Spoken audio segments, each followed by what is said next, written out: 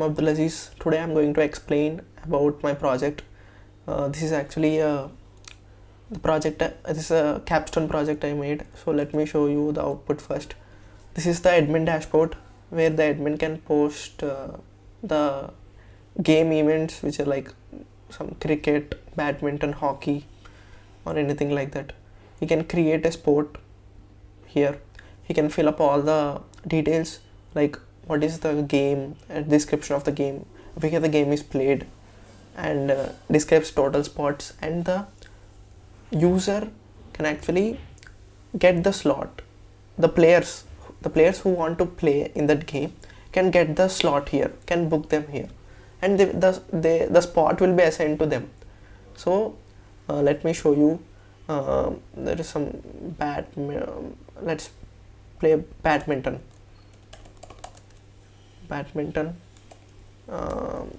It's a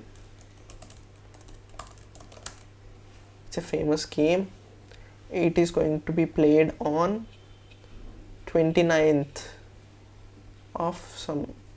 It is going to play in Vishnu College ground, Vishnu College, some stadium.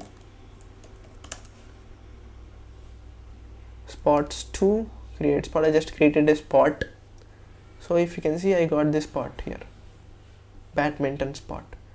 If I want, I can actually edit it. The admin can edit this. So it's a famous game. I don't want this. It's a good game, having a prize money of, you can say, 2000, something like this, and you can update the spot. Okay, let me define this as well. We want that on 29th, right? 29th. We want it on 44. Let me update the spot. Yeah. I updated the sport here. Now let's go to the user. The user got the badminton here. So whenever I join this, I got this. There is a user who joined this, and you can see here the available spots decreased by 1, something like this. So okay, now this is the functionality. The admin can create sports, can edit sports, and the user can join the sport, and the spots will be decreased. Let me go to the code. Okay, this is the, let's first discuss about package.json. This is the name. These are the scripts. I used Prisma here. We can also use Sequelize as well. I used Prisma. This is for encrypting the passwords. I used bigcrypt.js cookie parser. So we are going to store the JWT token inside the cookie. So in order to get the cookie, in order to get the access of the cookie in this, you can say, in order to get the access of the cookie, we need this cookie parser. So it makes us easier to access the cookie value. That's it. .env is for getting the environment variables from the .env file. EJS is embedded JavaScript. For it is a engine. It is it makes the dynamic HTML. It makes the HTML dynamic. It creates so many HTML templates, something like that. Express, what is Express? It is a framework used to create server. JSON Web Token. JSON Web Token, it is a package. What does it do? JSON Web Token, it is actually used for stateless authentication, you know, something like whenever, so we don't need a state if we are using this JSON web token. So all the users data is stored in the payload, and we will get a token, and that JSON web token is stored in the cookie of the browser. Okay, yeah. Zod, I have used Zod for, you know, it's actually used for data validation. It is actually used for server side data validation. So we know that if we want a number to come, like the number of players, we want a number to come, right? What if we sent, you know, what if we sent a text there? The front end can detect that it's a text, we want a number. But what if you try to send the form data through Postman or Hopscotch? You know, then the data will directly go to the server. So the server should check whether the number of spots is a number or a string, right? So we have to validate the data. We have to validate the form data every time when it comes to the server. So I have used Zod for that. These are the dev dependencies. Now let's go to the Zod first. Okay, like I've shown you, we have to define, we can use Zod, we have Zoi, you know, we also have this Zoi. This also does the same thing. I have used Zod here. Here, you know, we have to define the schemas. So wherever we are using a form data to send something to the server, wherever we are using some, you know, the user's data to send something to the server, we are going to define those schemas. We are going to log in, we are going to register. You know, the admin is going to create sports and all that stuff. So you can see a login schema, register schema, and the sports schema. It can see title, description, location, total sports, match date, all that stuff. Okay, this is the Zod thing. Let's go to index.js. Okay, we already know all these, right? We already know all these. Yeah, I have used MVC architecture, which is model view controller, right? I have created models. If you want to see here, models, model is nothing but creating relations, creating schemas and all that stuff, creating tables, how is going to be the schema of a table. So all that stuff is created in here. This is similar to Sequelize. This is an ORM. Of course, Sequelize is also an ORM. So we have to create, you know, models like this, creating a user model. Here I'm giving a role to a user. So a role could be admin or a player. If you can see, I created an enum. Enum is, you know, it has some, it is just constants, the known constants, you can say. They are the standard constants. We can't give any other constant there. User, this is the users, this is the sport which admin creates. So whenever a user joins a sport, that data will be stored here. This is Prisma migrations file.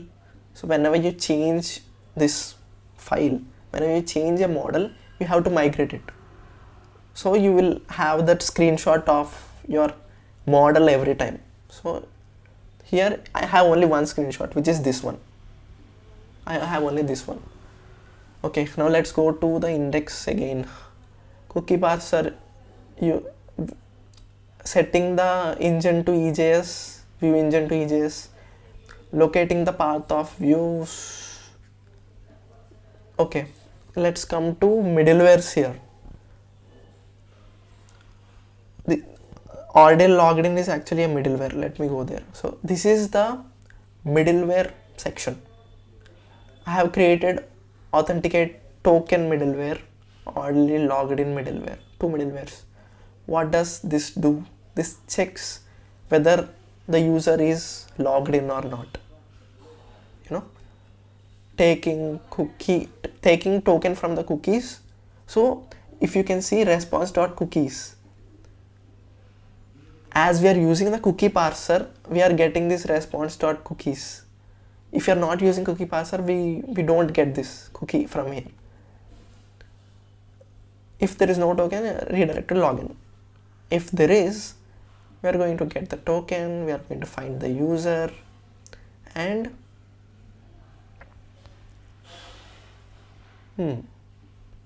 clearing the cookie if there was an error or something. Actually, we are doing here prisma.user.find unique. Getting the user from the user ID. This is already logged in. So he's already logged in. So he doesn't need to go to login or register page, right? So I've created this for that. If he's already logged in, then don't go to the login or register page. Something like that. Let's go to the index.js again. I have defined, I've told you MVC architecture. These are all the routes, right? Created auth route, admin route, player route. If I go to auth routes, auth route contains login, register, all these. Creating an auth router, and we have player routes / dashboard, and this comes with a middleware called it checks whether he's logged in or not. If he's logged in, then only go to the dashboard route. Next, admins. All these are admins routes. Let's go to the controllers now. Let's go to the auth controllers. Login controller, takes the user's username and password, and gets the user from database, puts the user's data inside the payload of JWT, creates a JWT token, sends it to the front end. Okay, there is no front end in this. It puts in the cookie. That cookie is stored in the browser, of course. This is the register form. Again, same thing. Logout clears the cookie from the browser, login page and register page. That's it. Let's go to admins. What does admin do? He has a dashboard controller, which gets the details. Update controller, updates port, creates port page, and all these controllers. What else? I have created a few extra things. I have created Docker file, which was good thing actually, which was actually a decent thing to do. Created a Docker file and tried CD pipeline. Whenever I push to main branch, I updated a feature or fixed a bug, and I pushed that to my main branch, like committed and pushed.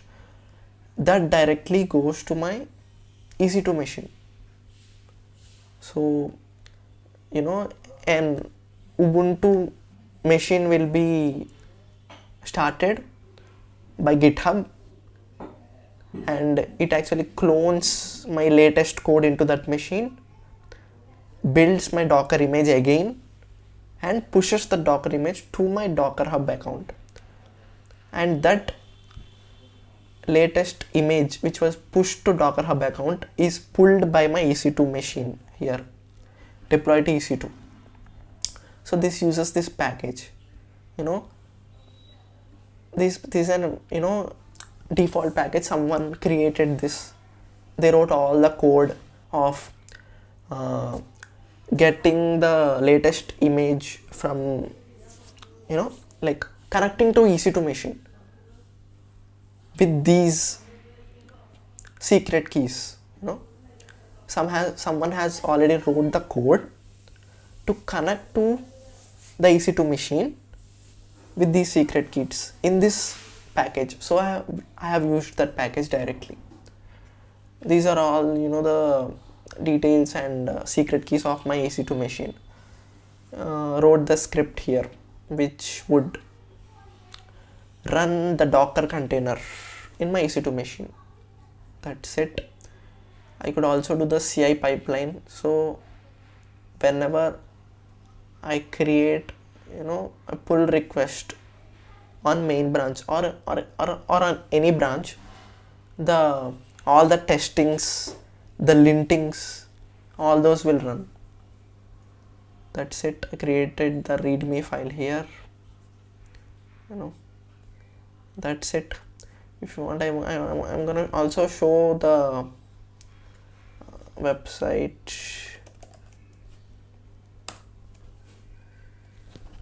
This is the website. That's it. Thank you.